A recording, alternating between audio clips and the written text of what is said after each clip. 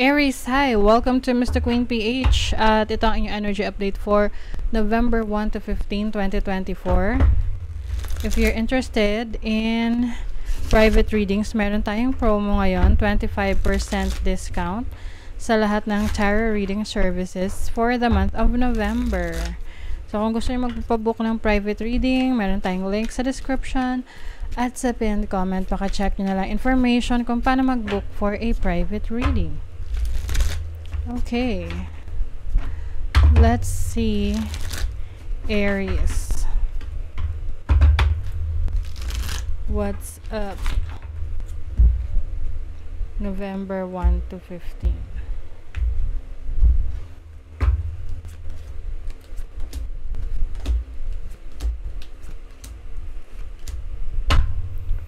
Okay, bottom of the deck, Four of Swords.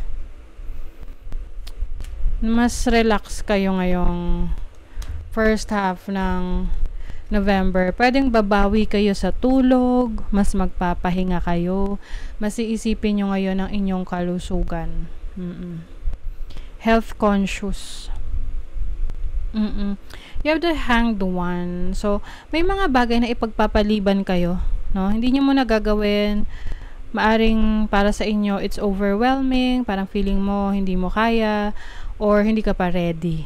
So, if you're not yet ready, then wag mo munang ipilit. Okay? Kasi you're focusing on healing right now. Yung iba sa inyo, pwede nagkaroon kayo ng challenges sa isang relationship, or maaring meron kayong deal na dapat sana matutuloy pero hindi natuloy for some reason. So, medyo disappointed kayo doon.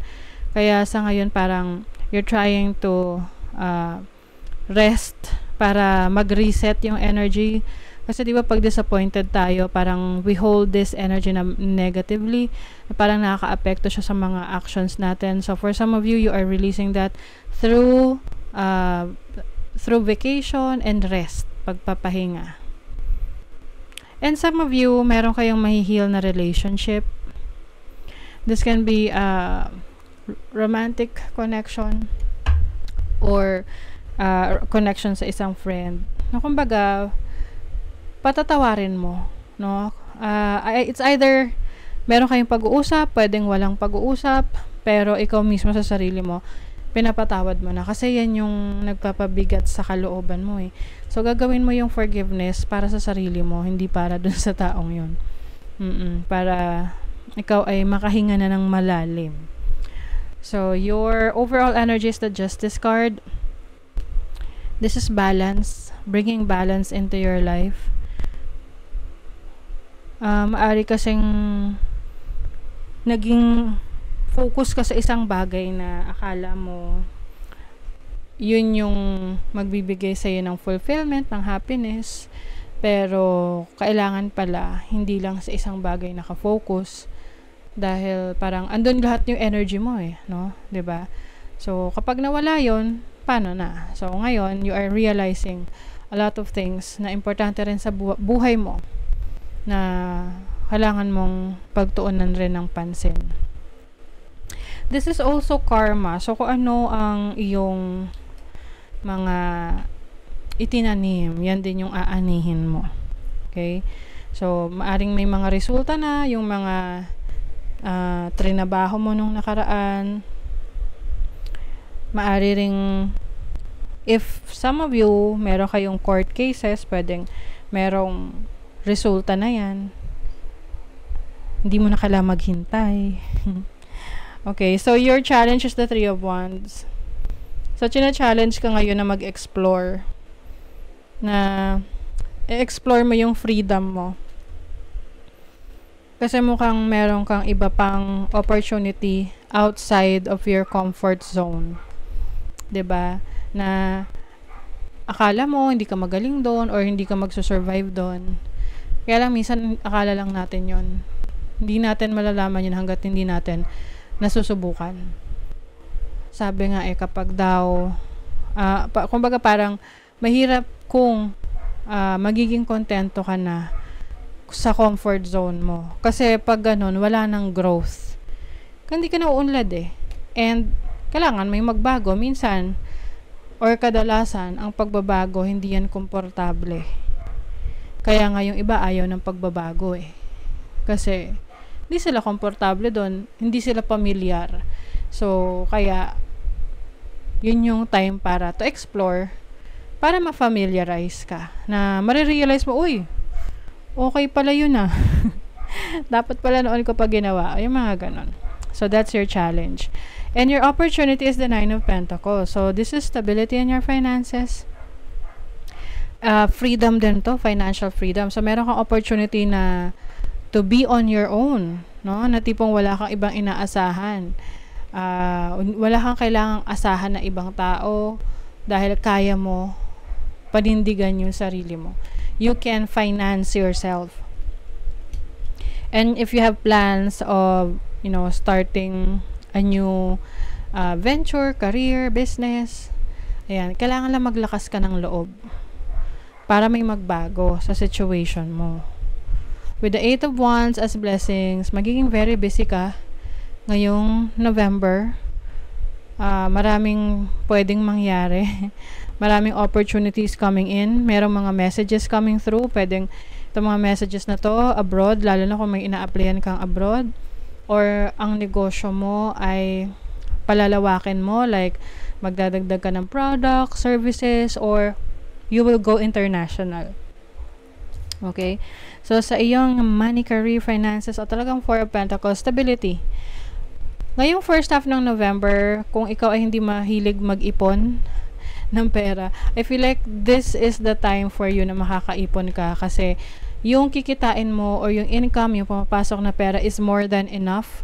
So, you have those extra money na pwede mong i-save.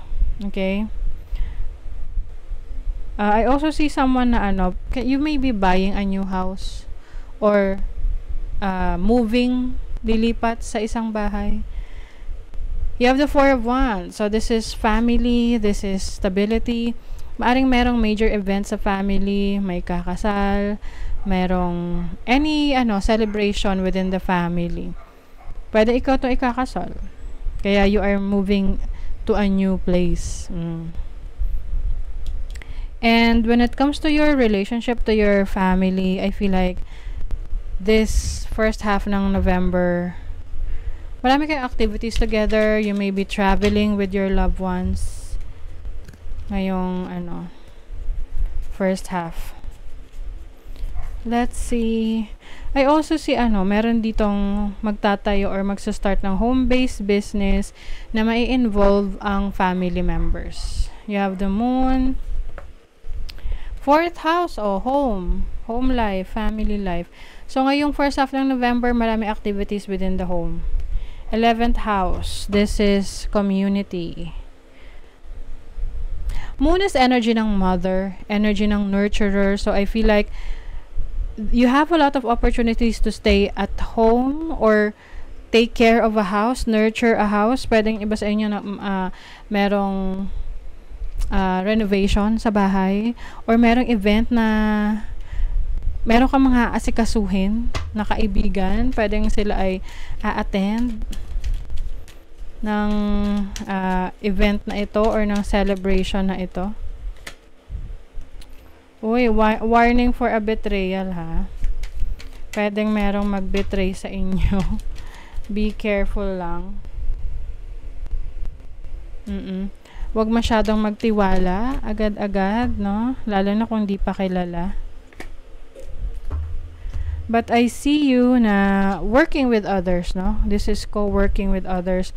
Maaring may opportunities ka na to collaborate with them.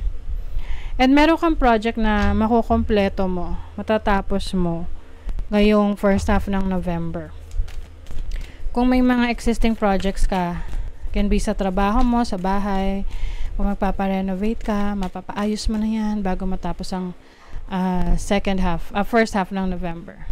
The energy is gaining momentum. Very ka ngayon. Heightened yung iyong energy. Malakas. Yan. Attend to the details. Ito yung sinasabi ko sa inyo. Maging very careful sa decisions, sa mga papasuking endeavors.